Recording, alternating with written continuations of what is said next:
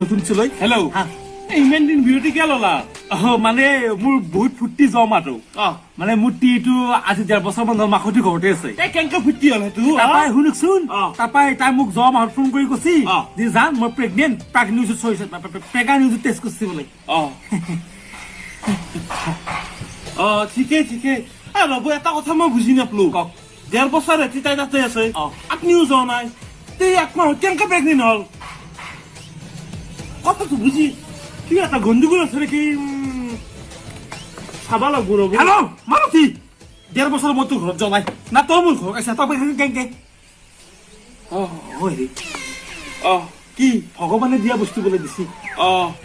এই দেখা চিন্তা কৰি লাভ নাই এনো আপুনি 7 বছৰ পাৰা নাছিল হয়, হয়। তাই একলাকা আপি এটাই অবলা নাৰী এটা কষ্ট কৰি কিবা এটা কৰছি কৰক দেই বেল ভাল লগা কাম না খাই হা হেল্ল' তই আৰু একবাৰ প্ৰেগনেণ্ট মোক ক'ব লগা নাই তই ভালকে থাক যাম সুখী হওঁ তই ইমান ভুম